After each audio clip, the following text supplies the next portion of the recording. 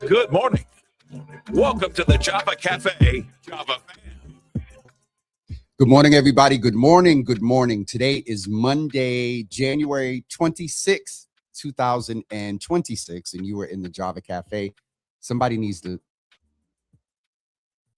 play that number. Well, if you can get outside. First of all, hopefully everyone is okay. This was the one over the last couple of years. We've got a lot of forecasts, and some people are like, oh, this may not be real and things like that. Oh, this one is real. I looked outside and I'm on the second floor, and it looks like it's I haven't got a complete count of the inches yet. We'll go over the weather at the end of today's show, but today is Mental Health Monday. So first, I want to ask you to do me a favor. After we say welcome and good morning, please do me a favor and invite others into the Java Cafe. We have a Java family member here. She came through your Healthy Java, but this is her 5th or 6th time over the past 5 years or so being in the Java Cafe. And so Dr. Ronke Pederson is coming in. I've said that many times. I need to have more coffee this morning. But we're going to talk specifically around, and it's interesting because we had her with us, I believe, just over a year ago. And we talked about the talk that was going on in what we see demonstrated now.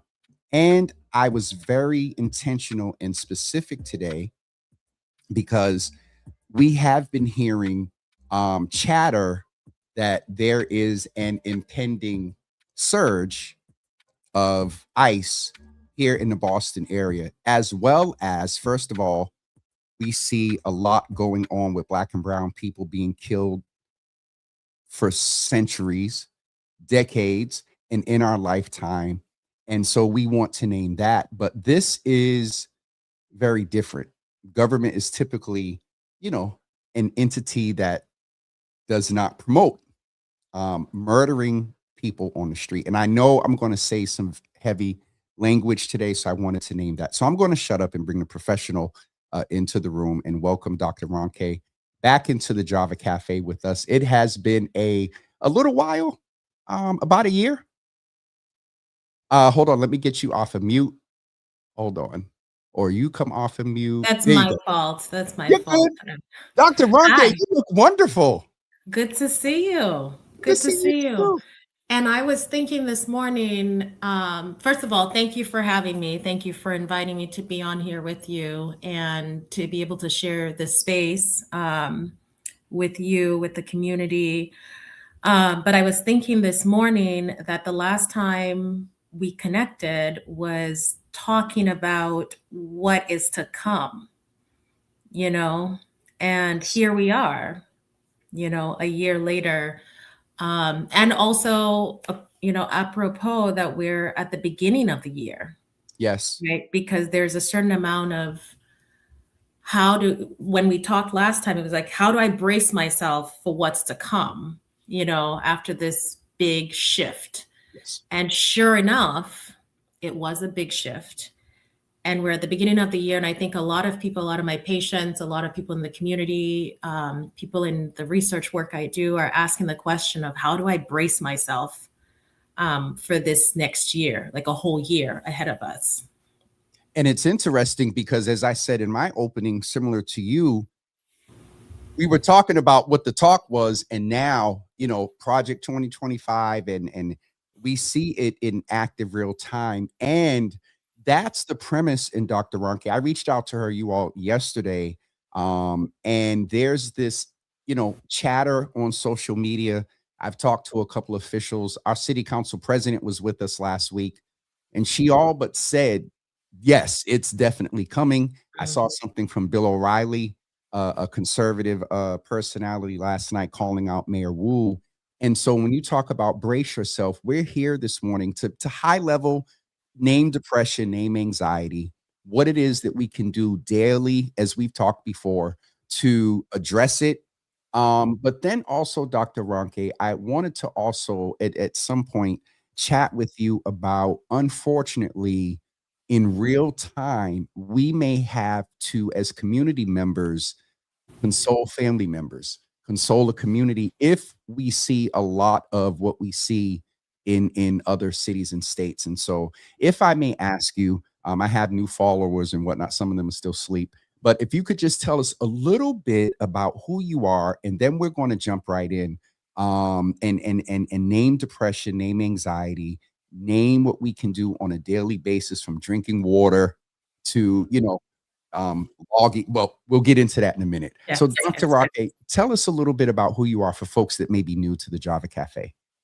So I'm Ronke Pederson. I'm a psychiatrist at Mass General Hospital, Mass General Brigham, and an assistant professor at Harvard Medical School. I focus on mental illness stigma. So thinking about stigma and medical mistrust and how they impact our ability to engage with mental health services and use mental health services. And my focus is using digital apps, so technology, to think about ways to make things more accessible and more at your fingertips. So that's really my focus. I do research that Jimmy has been so kind in giving me insights into the community, so that I do community engaged work and make sure I'm not just bringing research from, the ivory tower into the community, but instead taking what the community is saying into the ivory tower. But that's me in a nutshell. I am so glad that you were here and back with us. And it was I think we met through the Your Healthy Java collaboration, and then you presented this opportunity. And I shared here a couple of times about it, along with some other surveys, and we can talk at another time about how important it is that when our voices are solicited and in a genuine space like with you, that we respond to that as well. But we'll get into that in another time. And so, Dr. Ronke, if I may ask you at a very layman's level, can you name for us what is, these are two big words, and the past few years, mental health has, I'm just going to be real, it has trended.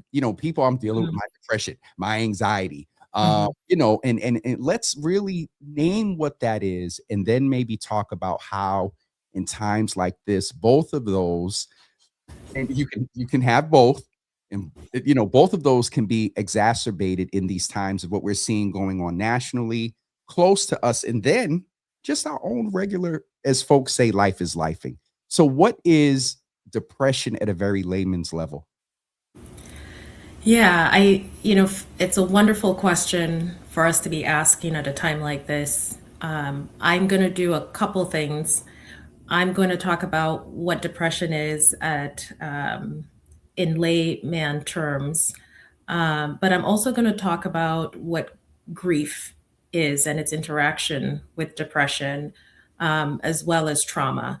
Because I think in the regular way in which we talk about depression, in the mainstream academic space, we tend to, and this is changing, but typically we tend to isolate it from grief and from trauma. And not that grief and trauma and depression are equivalent, by no means. And in particular, grief and depression are not equivalent things. However, when we're talking about the context that we're in right now, the sadness and the depression we might be feeling, which again, I'll define some of those things in more specific terms, has something to do with grieving something, whether grieving something by proxy or grieving something directly in our own lives, grieving the loss of that feeling of safety, or grieving the loss of where you already felt unsafe and now you feel like 10 times more unsafe. So it's not always like that you're going from a place of safety to a place of unsafety, but there's a sense of you're grieving losing something concrete or emotional in a sense. So depression, if we're talking about depression when it comes to clinical depression, we're talking about the feelings of sadness, goes without saying. We're talking about not being able to focus and concentrate on things. We're talking about almost not being able to feel things the way we normally are able to feel things. So where we feel somewhat disconnected, maybe numb, or the opposite, where we're feeling everything. We feel irritable. We feel just on edge, and anything could just make us like react. We're very hypersensitive. So it could go both ways. Same thing with sleep. For some people, depression means that they're sleeping a lot less. For other people, it means they're sleeping a lot more than they typically would sleep. And with all of those symptoms, we're looking at, if we're talking about clinical depression, that those things have now affected our ability to function and ability to move around in the world the way we typically would, and keeping us from being productive in terms of our relationships, feelings of social isolation and disconnect from family members or from friends. And those things are just making us not feel like we're ourselves anymore.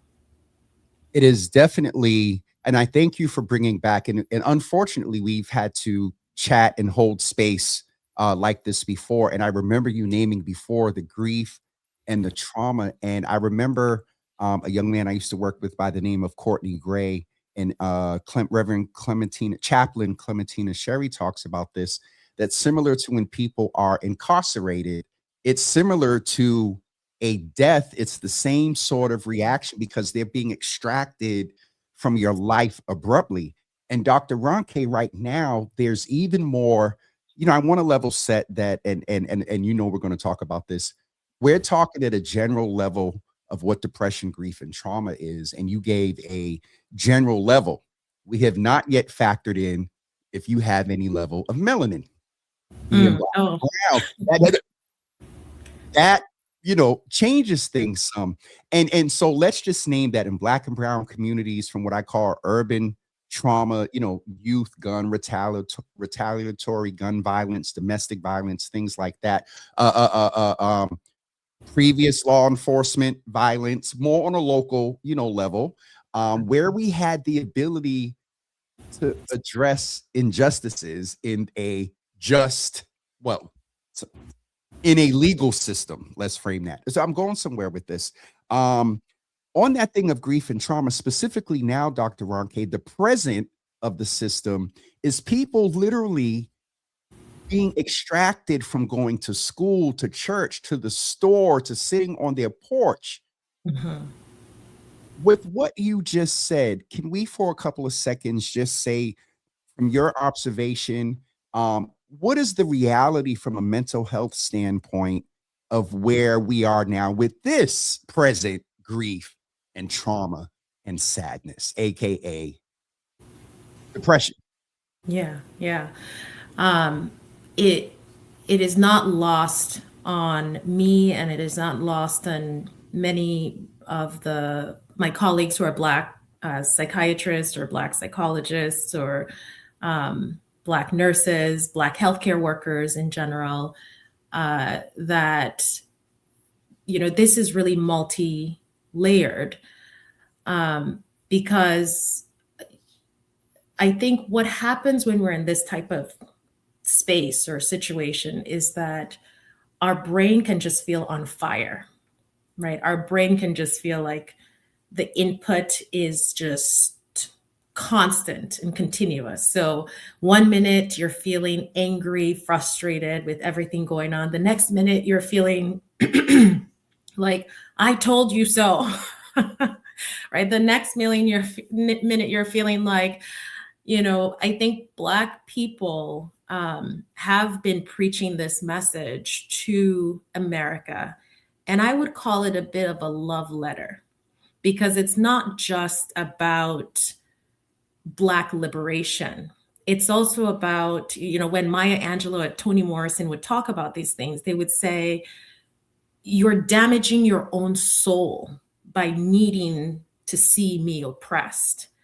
And when you look at Black liberation theology, it gets into those types of things. So I'm not a Black liberation theologist. You'll have to go to, all the people. If you could refer me to one, because just the term in itself, I got excited. I was like, that's going to be an after dark. James Cone. I mean, James Cone, he has a lot of books on this topic, but people who followed James Cone and people who worked with him, and there's feminist theology, in that space too, and all of that.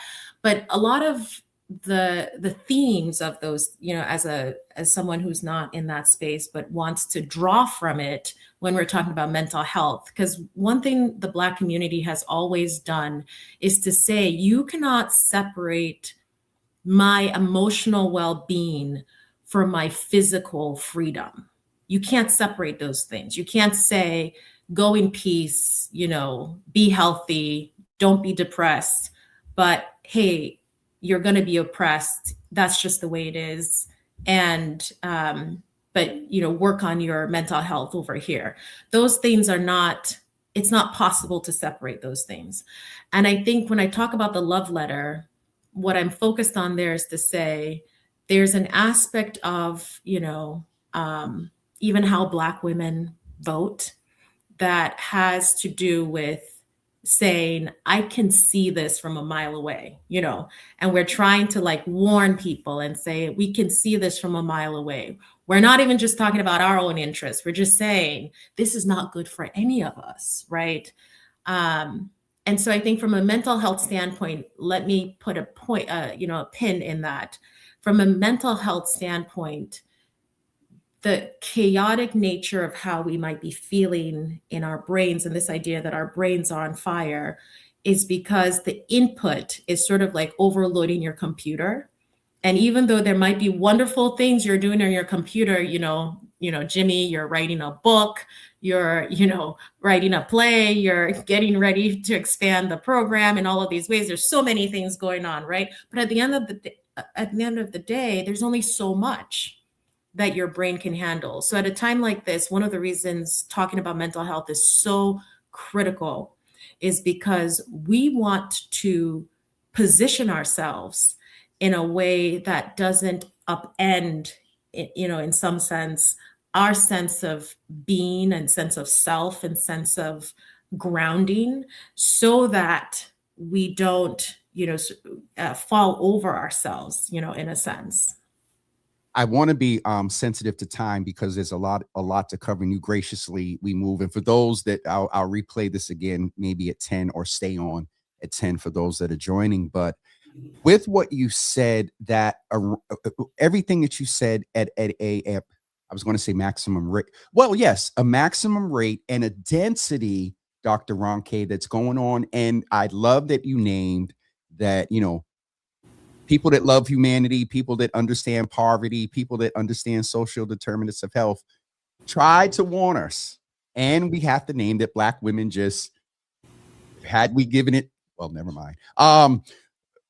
I wanted to name that with everything that you named, there's the depression side of it, sadness, grief, and trauma. And you started to talk a little bit before when we said we were going to do depression, anxiety. So now let's talk about the feelings of anxiety, because both of them, if not acknowledged, not addressed, and in some cases, treatment via psychopharmacology, psychosomatic therapy, meaning that take some pills and go sit on the couch, to keep it very simple. There are detriments to not addressing on both sides, but am I right in well, maybe in real time, anxiety sometimes, because of that fight or flight, the anxiety, given the nature of what we're talking about, can cause us to make that fight or flight decision in real time.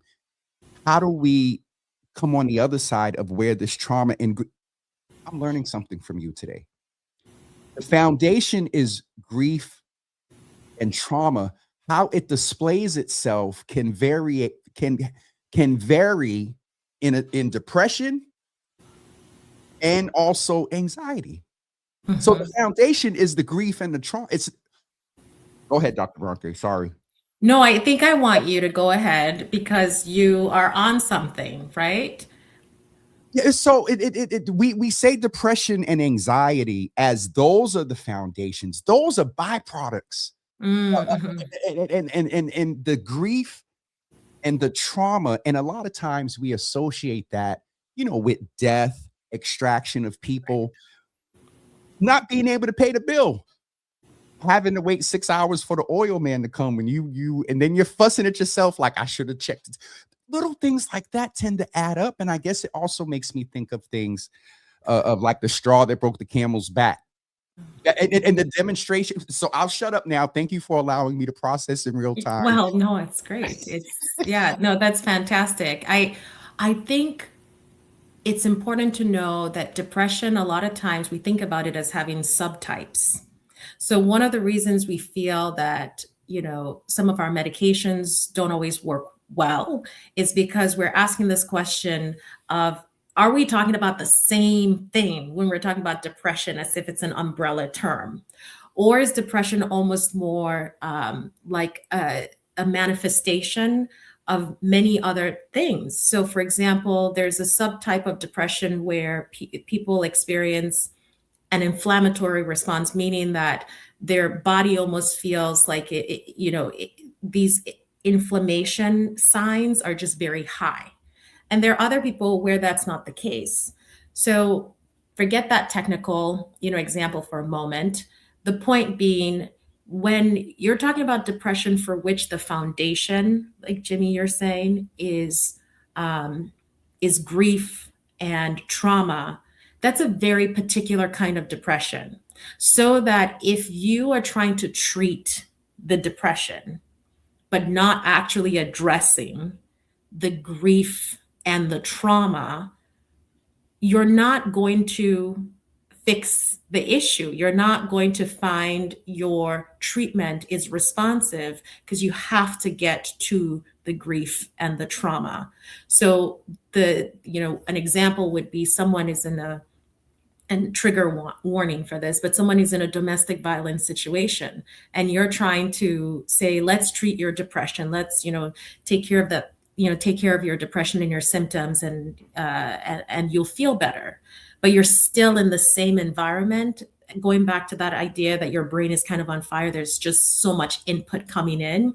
If you don't stop the faucet where the grief, the trauma is coming from, and you're trying to fix it on the back end, you're going to keep having that source, coming through.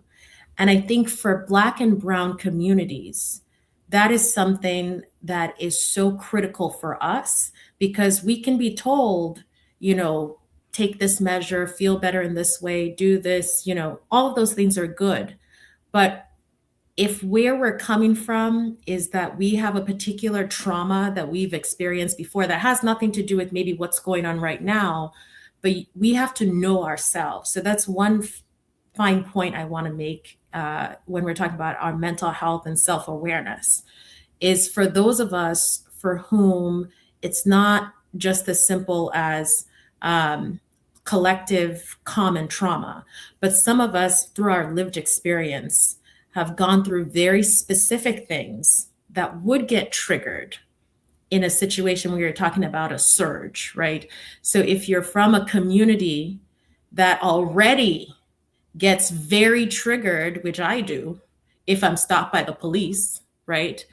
And if you're from a community that, knows that I'm never going to be driving without my license because no one is ever going to trust that, oh, I'm a mom of 5 kids and I forgot, my wallet at home. Sorry, I just lived down the street. That would never be something that, I considered safe to do. So now you add on a level of danger in a sense, where you're saying if someone has an accent, if someone looks a certain way, and so you're compounding, you're doubling up, tripling up, right, on that. And our bodies can only take so much. So if you start to feel depressed or more anxious, and the anxiety, not just I feel anxious, but your muscles tense up, your bowels, your GI system is, out of sorts. You start to have headaches. You start to feel more distracted, more irritable, and you just worry all the time. You're just constant. You feel like your brain is just going on and on and on and catastrophizing sometimes. I think one thing for us in the Black and Brown communities that I want to really highlight is we should give space for ourselves and to be able to feel those things and to be able to say, anybody going through that level of weight, that builds up like that, could use some help. It is it and that's the reason why we're here in talking about the anxiety in the demonstration, and thank you for saying the surge, because there is intentionality here and sort of a proactive. And in a few minutes, I'm going to ask you, just in your, if you were in a situation as a clinician and you observe something, what is it that you would do to help those around? For those that are just joining, Dr. Ronke mentioned domestic violence. We're talking about a pending surge. I just wanted to name that at any point, if we use the term often trigger, if anything in this conversation triggers you right now, log off and chat with someone, because we're going to talk a little bit about anxiety. And then Dr. Ronke, I just wanted to also name that you said it, but didn't say it. From what you just explained, it understood the systems that put us in a place to deal with these things. And if we don't address it, it's another added responsibility on us, because we have to take the responsibility to name it, address it, and then follow through with the healing. And as you were talking, I'm thinking the term resilience. That is, that's a word but the other part, and we'll move on, you ended with that we can do the work on ourselves, but if we're still going back into a system similar, and I'll shut up after this. I used to be a direct services youth worker, and we sat around one day and talking about the fact that no matter what we did with them young people from 2 to 9, if home wasn't straight, it was almost for naught. We don't stop working, but similar to what you said as an example, that when I worked with I thought about that when I worked with young people, I had to face that no matter what we did at the program, if they go home and home is not good, it's almost like a band. To simply put it, it's that Band-Aid sort of thing. Instead of stopping the bleeding, you're putting a Band-Aid on. So how does anxiety demonstrate itself, Dr. Ronke, in everything that we just talked about, which is it's a demonstration of the grief and trauma? What's the difference with how, and some may be different and some may be similar. Let's talk about anxiety. Let's level set what that is. And then we're going to talk a little bit about addressing it. And then I want you to have a few minutes downtime before your next. So what is anxiety? And then we'll talk about like addressing it in real time. Absolutely. After I talk about anxiety, I do want us to talk about how, because of what you just said, how we talk to children at a time like this, because they're at very high risk of seeing us responding, and we're sort of caught up in ourselves and what we're doing. And, I think about even my own children and how I talk to them. We can do that right now if you would like, Dr. Ronke, because not only how we're responding, imagine little Joey that's been going to school respectfully with Pedro or Anna Maria for 3 years. And we talked about just extracting them, and the teacher has to come in and say, so they're not coming anymore. Right. They're not. The floor is yours. Yeah, absolutely. I saw a video of a mom in Minnesota talking about how the daycare system has been upended for them, because a lot of the people who work in their daycare systems, at least in the community that she's in, are Hispanic, Latino, and that now some of the daycare workers are refusing to come in, of course, makes sense. And this mom was essentially saying, yes, we understand it. So they're bringing, and I think this was also on some of the news outlets, people are bringing groceries to people's houses so that they don't have to step outside. And we're talking about mental health. And in mental health, you're saying, go outside, get vitamin D, right? So this is where I'm talking about the interlocking aspect of, giving these recommendations while also being in a system that continues to compound and worsen those symptoms. But in terms of children, it's so multi-layered, from whether it's the daycare workers or the teachers to the children themselves. What happens when the child is in class and they say, Miss, X is not coming in anymore, or has been, or you find out that teacher of your kid has been detained, or a child is, no longer coming to class. Where we see it in healthcare, some of my colleagues who work with young adults and youth, is they're not coming into treatment anymore. And this started, months and months ago.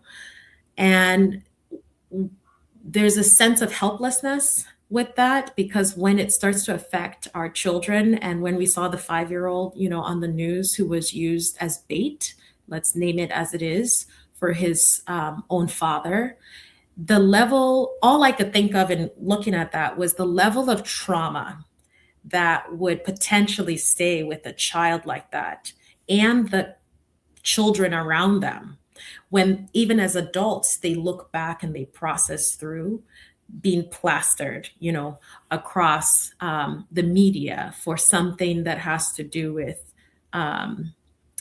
your family in that way. So talking to kids, I think it's really important as adults that we are working on our own mental health and processing things like we're doing in this space right now, because the benefit of that is that we can actually be an anchor for them, because they need anchors. They need someone, they need an adult to reassure them and tell them, yes, things are not great, but here's what we're going to do together.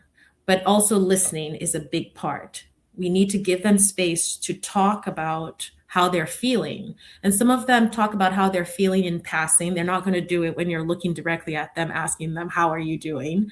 They might talk about it when they talk about, missing, someone, that they care about. And sometimes they might draw things, so really creating spaces depending on the developmental stage of the child to talk about it, to be heard, to feel like they're part of this and not just on the periphery where they're experiencing all of it, but because they don't have the words for it, they're sort of left out. So it's really important for us to find ways to understand how our children are feeling in whatever their intersectional identities might be. It's interesting, Dr. Ronke, because in my generation, it was we're to be seen and not heard. And I often joke about this, that these young people at 4 and 5 years old, some, what you said is really true, but some have been taught to articulate. So you got a 5-year-old talking about, I don't like how you said that to me, and that made me feel sad. Yes, yes. You were, on the back end, you appreciate the emotional intelligence at 5, but the old school in us. And so I want to name that we can't presume in that same mentality that our children are going untouched. If you're watching CNN and they're sitting at the table, they hear this. And let's just also name, and then I think I have a way to address the last two things in one. There's sponges, social media, you put the iPad before them.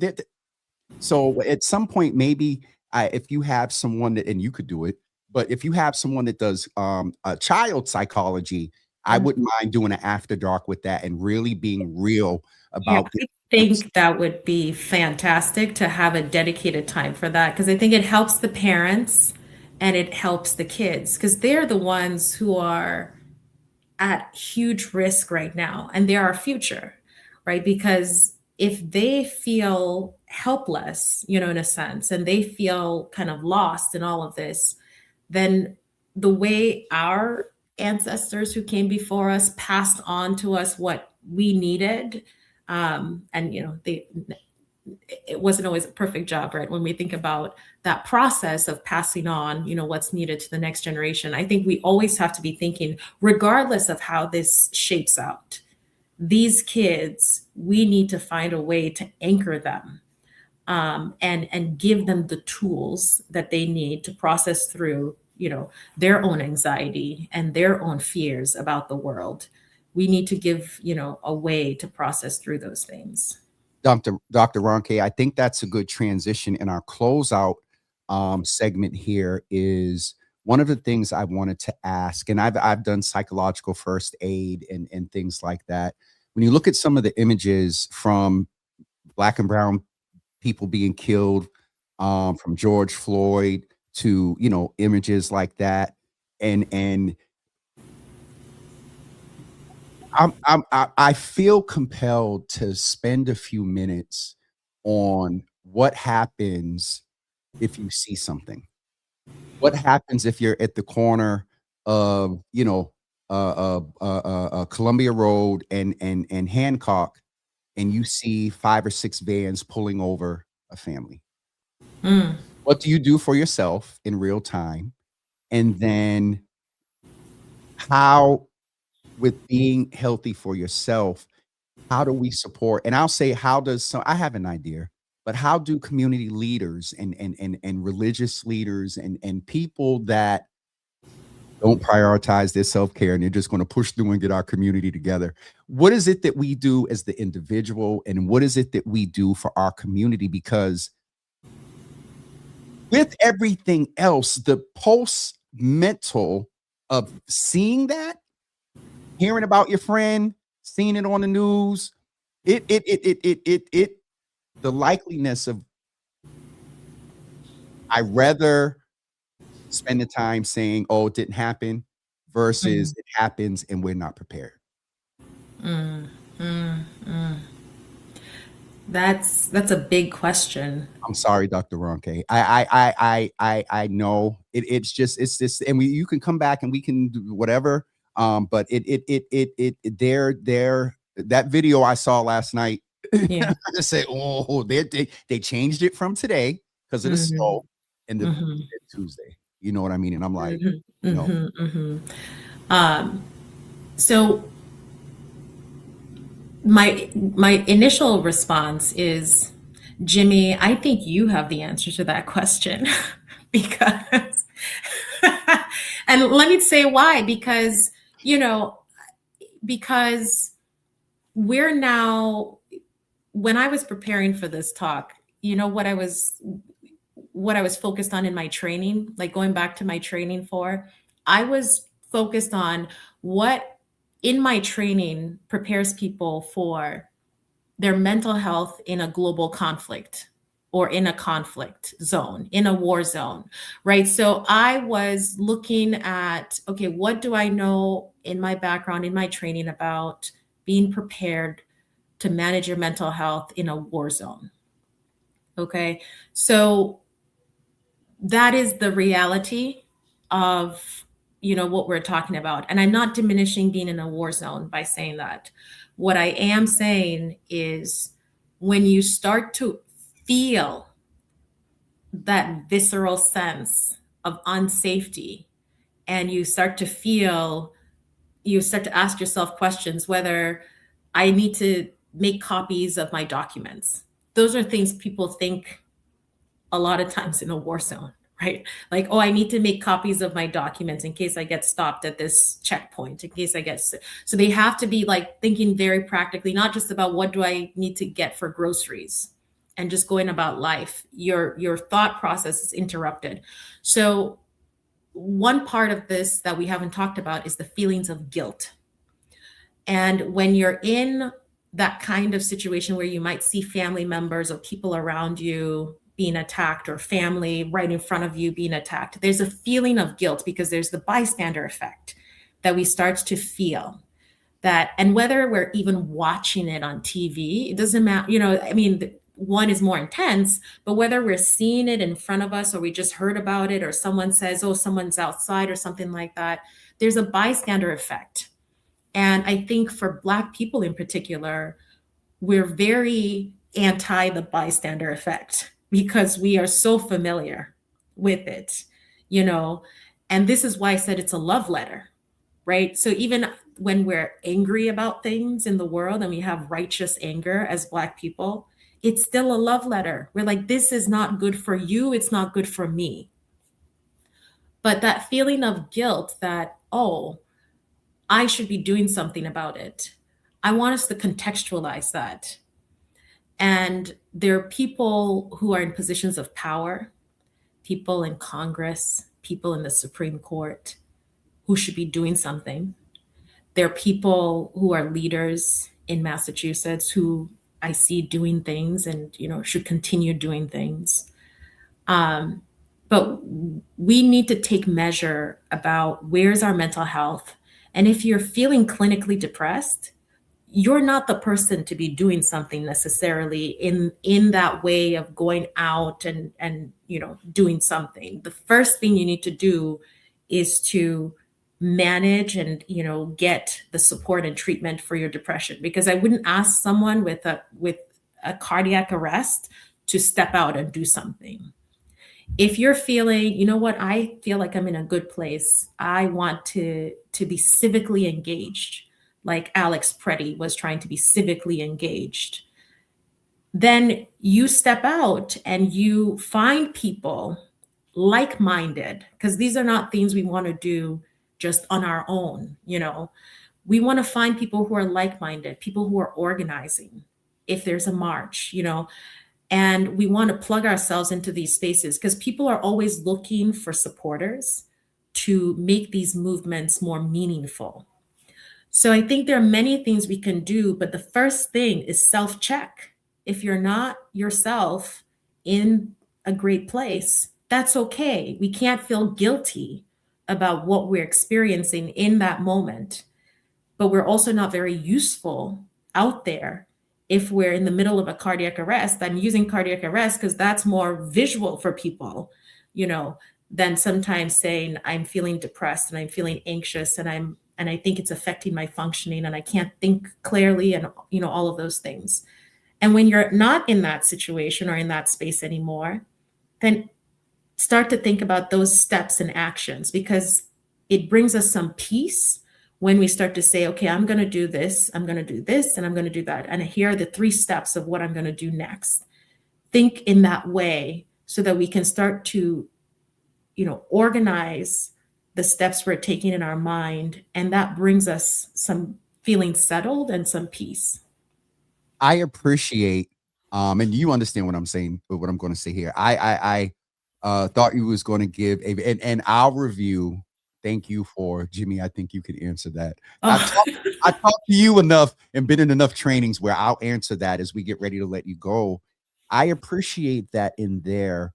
It wasn't this, which would have been fine, a wonderful clinical, and there was psychosomatic in there, but it was a real, you gave credit to if you don't feel like it, even with the guilt that comes of being a bystander. You named that that's just what we do as Black folks. But then you also named, and I think and a lot of times in these spaces, the activists and the immigration attorneys and folks that have been going hard for a long time, but intensely in this last year or so, you reminded us, not just as individuals, but especially those folks, that we got to take care of ourselves, because the burnout is real. And we also have to own that there is a little bit of pride there, because some of us often feel, well, if I don't do it, it ain't going to be done. I heard something early, and I'll let you close out, where someone was saying that we can't give out of a cup that is not just full. Mm-hmm. You got to give out of the cup. You got to give out of what's in the saucer. No saucer on the pick here, but because you can't give out of a half full or unfull cup, because you're constantly depleting yourself. You got to wait, let some spill over, and when that's soaked up, you got to go back and pour some more. No unintended with the Java, but you got to go back and pour some more coffee and then let that spill over. So if you want people to drink from the saucer, you have to, you have to constantly keep filling your cup. I mean, that preached to me, because that's it right there, Jimmy. That is it right there. Whether we're talking about depression, anxiety, grief, trauma, all of those things, we have to be able to honestly gauge if the gasoline is out, like if we're just, because where's the car going? It's not going anywhere. And if we have a tank that's full and we're not using it to help others, then that's where the guilt, we need to like look in the mirror, because people like that. I know in the walk that you walk, people who have power, who have resources, who have means, who are not using it. And that's why I say we have to be careful so that those of us who are listening to this or, talking about this, we're not taking on the impossible task of having to drive a car or, that has no gas in it, and figuring out, okay, how do I get that gas? Because there's also that person out there who you're looking at, you're like, wait, and it ain't your car. That's right. You just helped me back. Because I know there's something important you need to do at 10. I am going to pause. And I will reach back out. I'm trying to get your Healthy Java back up on every first and third Tuesdays. And without that wonderful partnership, it's interesting. But if and when you can, if you can connect me to someone that you may think would be good for the child psychology. Okay, I miss it. Child psychology after dark, that would be great. And I will check in as things go on. But also, I'm glad I was able to share something with you, and I'll just remind you that thank you for what you do. Because post all this other stuff, because I was a little scared about the NIH, thing you were doing, but post all this other stuff. What you're doing now, I believe, is going to the recovery. It is going to last petty question, and then we got to leave with a little bit of joy. And everybody may not get this. Do you think they're going to try to add a DSM probably by that time? Where are we at? 6 now? DSM 6? DSM 5. We're at DSM 5. Okay. Yeah. 6 is going to have to include, there's going to be some ancillary diagnoses and whatnot. Do you think they're going to try to get away with a post Ronald dump disorder? I highly doubt that one is going to make it through, because they tend to have to argue at a table for a while before they come up with, their final decision. But yes, I think laughter, I think joy, I think we shouldn't feel guilty about having joy and having laughter and lightheartedness in the middle of all of this, because laughter is a good medicine, as the Bible does say, and as we know in reality that laughter is good for us. So if I'm on that panel, I will make sure to highlight that I was once on a call with this amazing media journalist who said we should consider this. So I'll make sure. I'd be well, anyway, I had to. And again, it's a very clinically loaded question, but I wanted you to leave with a smile, because you all, hopefully, I know at the level you are, you may not have to, but hopefully you getting some clinical supervision. Well, not supervision, clinical check-in. Yes, no, you always have to, you sort of help each other, right? So there are people who, and then you have more senior people who you make sure you're also learning from, and, all of that. So yes, I have to practice what I preach. And ultimately, I still think the highlight for me was about the coffee cup and filling it and making sure you're functioning from an outflow of what's the life that's inside of you. And when you're depleted, that you're not feeling guilty that the cup is empty or running low. That's a core part of healthy living. Yes, ma'am. I want to give you, I wanted to give 10, but we're down to 6. Dr. Ronke, thank you. Give your husband our best. And when we first started, I think you were at 2 kids. I think I was 3, and then we added 2. So now we're at 5, but we're good. I think we're good. Thank you. All right. Bye. Good to see you. Bye, everyone. Hopefully today you all, so what let me explain what I asked about at the end there. There is the diagnosis DSM. I don't know what DSM stands for, but it's basically the book that clinicians use. You demonstrate these certain behaviors and you get it is more it's really insurance based. That's the billing code that you use to get the therapist paid. And so I've been watching a lot what's going on. A lot of the Ronald Dump people are starting to see the error of their way. And it's I've been having this thought that, you know, I talked to Reverend Clementina yesterday or the day before, and she was saying, you know, we say we give people grace. It ain't our grace, it's God's grace. And in understanding that, just the terminology, we're going to be expected to allow God's grace to be applied to people that were not gracious to humanity. And that's something that I think if we start to prepare for now, you know, we'll be better equipped to y'all see them. We got to pray. We got to pray. Thank you all for being with us this morning. I was very intentional. What I will do is Dr. Ronke had a lot of confidence. If you observe, pull up on C at a red light, a demonstration of ice, the first thing you have to do is make sure that you stay safe. As Dr. Ronke said, that is that we got to move away from the bystander guilt, especially as Black people. And I will also name as a man. My good brother Daniel is on here.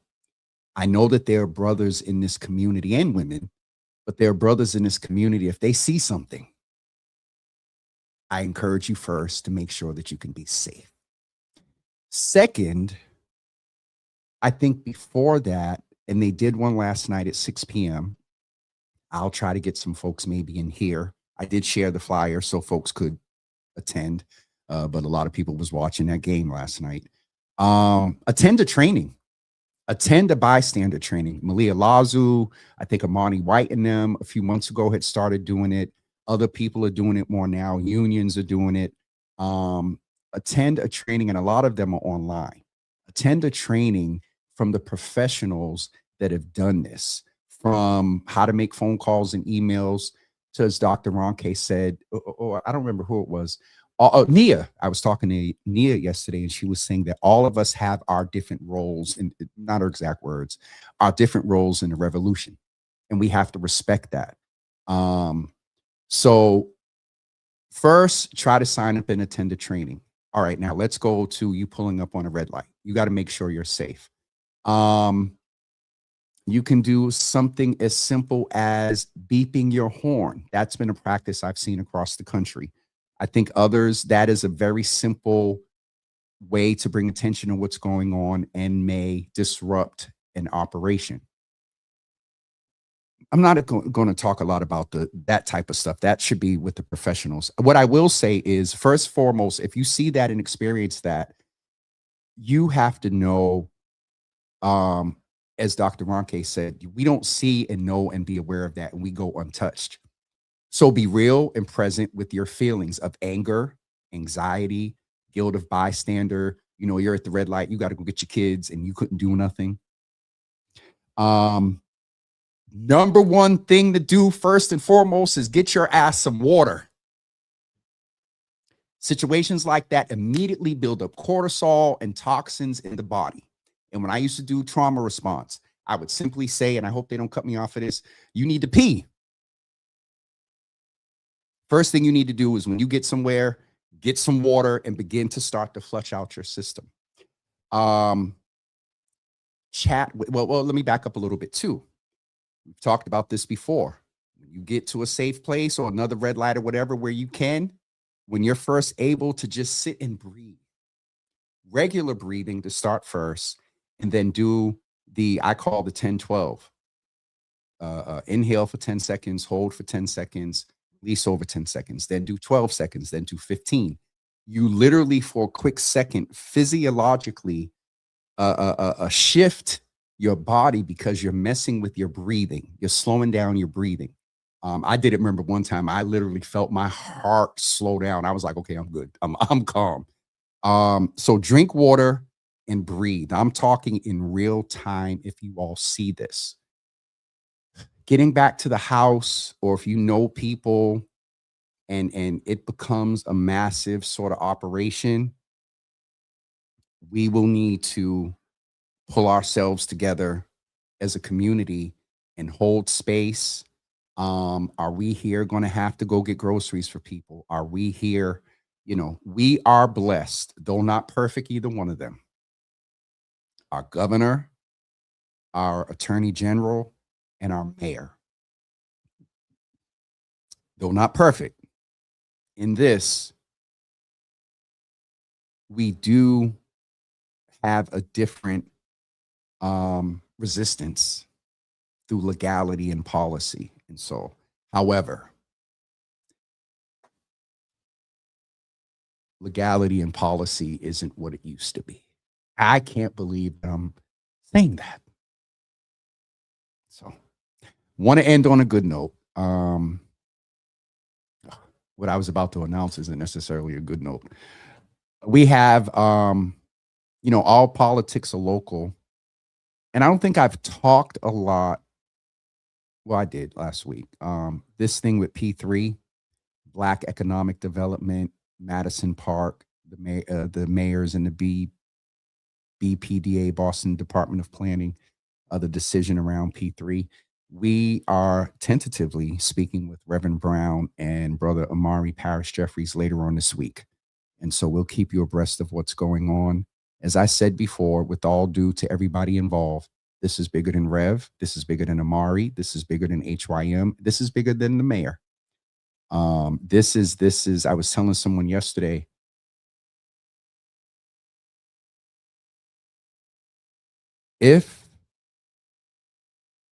when the city re-engages some iteration of this development group for that area, the long-term impact of making this work, of having an educational facility with a strong intention of a Black economic engine, everybody wins. Everybody wins. With affordable housing, everybody wins. So I'm not going to go there because I feel myself. There is no if. It's a win. That's the resolve for this. So, and that's been communicated to everybody. So, everyone have a wonderful day. Men, watch your shoveling. Don't overdo it. Don't be too quick and out there. And if you do and you start to feel whatever, tired or whatever, take your happy tail in the house and chill. I don't know the exact rate, but I remember when we talked about cardiology, they did name that because I remember thinking about asking it. The wintertime for men in storms like this is interesting for heart attacks. So keep that in mind. All right. Thank you all, Miss Teresa. I definitely will. Thank you all for being in here today. And yes, Mother, we were on early today. I guess, Mother, some of you may just be joining at 10:03. We were live today at 9 a.m. this morning because I reached out to a clinical psychiatrist to chat with us about grief and trauma that displays itself often in depression and anxiety. And so we are technically getting ready to wrap up. Women too, Dina, absolutely. Absolutely. It's just that the rates are, and I'm conditioned, I'm old school. Because though y'all can do it, the man's around, a woman shouldn't be shoveling. That's just in my humble old school opinion. No disrespect, but Dina, you're absolutely right. For those of you,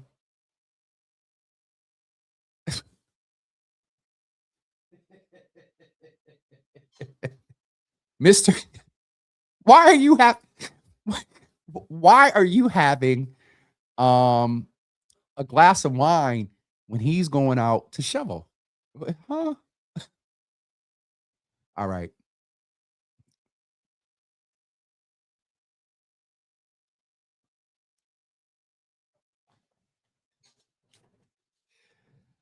Dina, I know what you mean here. But just in general, yeah, some don't. Okay. Uh let me get off of here. Um and we'll see. Oh God, we'll see you guys tomorrow. Take some time, everyone, and enjoy yourself in this time. I'm shutting in. I got to do some work and stuff, but um, I'm I'm I'm enjoying this. I'm not gonna lie. I don't plan on moving that car until the weather hits 35 degrees, so it can start to melt. So, um,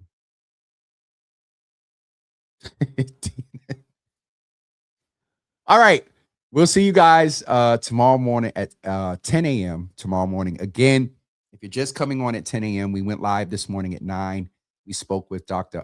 Ronke about grief and trauma and how it displays itself through depression and anxiety. And so thank you all for being here. Mother Lisa's in. Now y'all gonna make me stay on for a few more minutes. Coach Anthony was brave enough to, he better be, mother.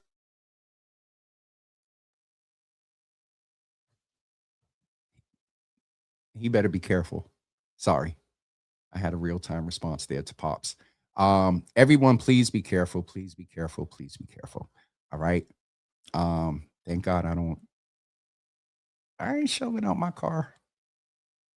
That car will stay there. I got something scheduled for Thursday. I think lifts and stuff are probably, you talk about a surge. These ride share and Uber Eats and yo. And tip your ride share people, because they working hard. For anybody that's out doing ride share that was doing it or doing it now, a presumption is that they are hustling. So look out for them and send them a tip. All right, I'm really out of here. We'll see y'all tomorrow.